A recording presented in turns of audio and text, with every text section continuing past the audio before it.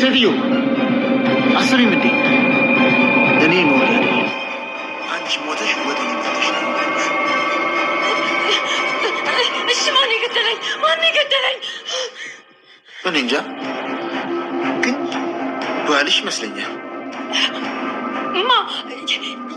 የኔ ናታን ነው የገደለኝ? አዎ የአንቺ ናታን ነው በቁምሽ እንድትገበሪ ፈረደብሽ። ያ የነጻነት ዘመን ሻንኩት ያን ደግሞ የፈቀደው የራስሽ ባል።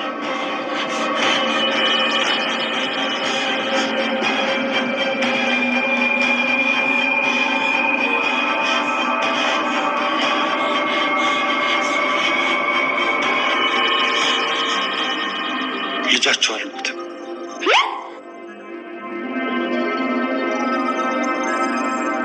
እየተፈጠረ ያለው ምንድን ነው? እየሆነ ያለው? አትደናገጭ፣ ምንም አልተፈጠረም።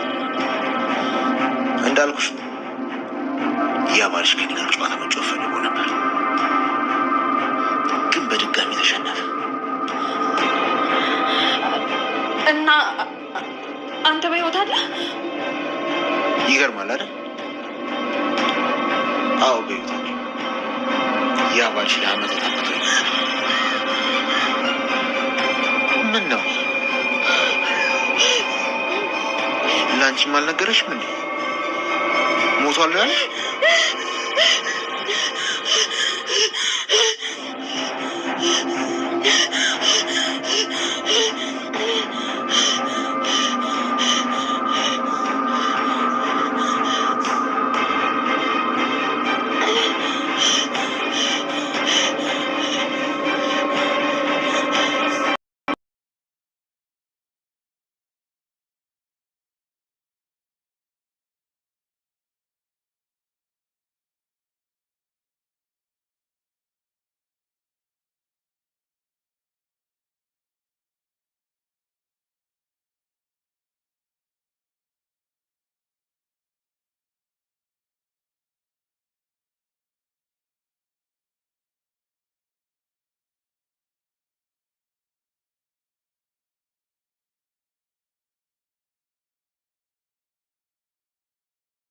ናቱ ልጅና እንዲሁም የፍራታ ልጅ በህይወት እንዳለ እንግዲህ በዛሬው ፓርት ላይ አቀናል። እጅግ በጣም ደስ የሚል ነገር ነው። ደስ ያላችሁ እንግዲህ በላይክ ገለጹ ማለት ነው።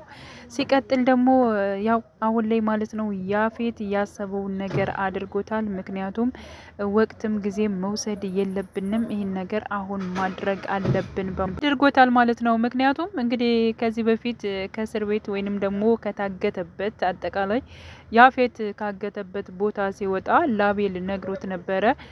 የሱ የሆነ ነገር ውድ ነገሮች በሙሉ እወስድበታለሁኝ፣ ግን ደግሞ እኔ ሳልደርስበት አስቀድሞ ማራቅ አለበት ንገረው በማለት እንግዲህ ላቤል ልኮት ነበረ። ያው አቤልም እንግዲህ ለናቱ ተናግሯል። ምክንያቱም ያፌት እንዳመለጠ እንደወጣ ያለውን ነገር ማለት ነው። እኔ ምግብ ልሰጠው ስገባ እንዲሁም ደግሞ ቁልፉን ተሳስቼ ወይንም ደግሞ እረስቼው በእጄ እዤው ነበር እና እሱን ይዞ እዚያ ካለበት ወጥቷል በማለት ለናቱ ነግሮታል። ናቱ እጅግ በጣም ነበር እየተናደደው ማለት ነው። እንደዚህማ በፍጹም የለበትም መሆን የለበትም፣ እንዴት ይሆናል? እሺ አንተስ እንደዚያ ብታድርግ ውጭ ያሉትስ ምን ይሰራሉ? በማለት እንዲሁም ያፌትን ሲጠብቁ የነበሩ ግለሰቦች ለምንድን ነው ዝም ያሉ? በማለት ሲለው እንግዲህ እነሱንም እንደመታቸውና እንደዘረራቸው ነው የነገረው ማለት ነው።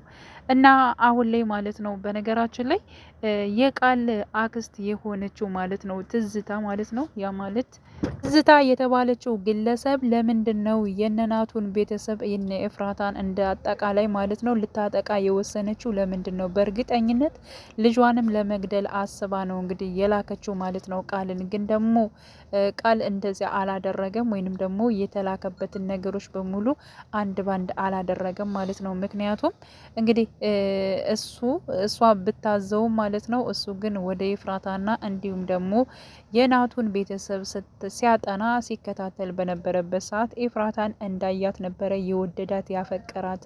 እሷ እንደዚህ አድርግ ብላ ነበር የላከችኝ፣ እኔ ግን በፍቅሯ ተሸነፍኩኝ በማለት እንግዲህ ለእህቷ ሲናገር ነበረ። እና የኤፍራታ ልጅ በህይወት እንዳለ ነው የተናገረው ማለት ነው። የኤፍራታ ልጅ በህይወት መኖሩ እጅግ በጣም አሪፍ ነው የሚሆነው። ምክንያቱም ከዚህ ስቃይ በኋላ ወጥታ እሷም በልጇ የምትደሰትበት አጋጣሚ ይፈጠራል ብዬ ነው የማስበው። እና አሁን ላይ ያፌት ማለት ነው ኤፍራታን እዟታል። ኤፍራታ እውነት ይሁን ወይንም ደግሞ ህልም ይሁን ያለችበት ሁኔታ እጅግ በጣም ግራ ገብቷታል። በእርግጥ ያፌት መኖሩን እሷ አላመነችም ማለት ነው። ምክንያቱም ከዚህ በፊት እንግዲህ ራሱ ናቱ ይሁን ሰዓት ጠይቋት ነበር። ቢኖር ምን ታደርጊያለሽ? በፍጹም እበለዋለሁ እያለች ነበረ። ቡጭቅ ነበር ማደርገው እያለች እንትን ስትል ነበር እና አለመኖሩ ለኔ ጥሩ ነው ብላለች ማለት ነው። ስለዚህ አሁን ላይ ደግሞ ፊት ለፊት ነው የተገናኘችው እና በጣም ነበር የፈራችው። በህልሜ ነው ወይስ በውኔ ነው? አሁን እኮ ከትንሽ ደቂቃ በፊት ከናቱ ጋር ነበርኩኝ እያለች እያወራች ነበረ ማለት ነው። እንዲሁም ደግሞ ያፌት ራሱ አንቺ ወደ እኔ መተሽ ነው መቼም ትወጅኛለሽ፣ እንደምትወጅኝ እንደምታፈቅርኝ አቃለሁኝ እያለ እንግዲህ ሲናገር ነበረ ማለት ነው። እና ውድ የሆኑ ነገሮችን እኮ አርቃቸው ብዬም ነግሬው ነበረ። እኔ ለብዙ አመታት እርሱ አግቶኝ ነው በማለት እንግዲህ እንዲሁም ደግሞ አምልጦ እንደወጣ እየነገራት ነበር ያፌት ማለት ነው ለኤፍራታ። እጅግ በጣም ነበር የደነገጠችው።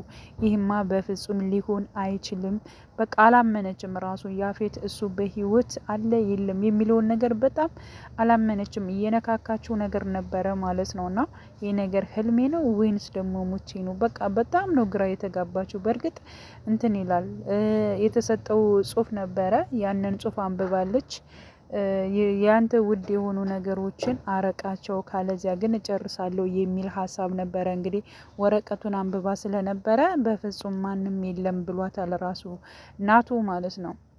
እና በትንሽ ደቂቃ ውስጥ ደግሞ ከያፌት ጋር ስትሆን ነገሮቹ ግራ ተጋብታለች ማለት ነው።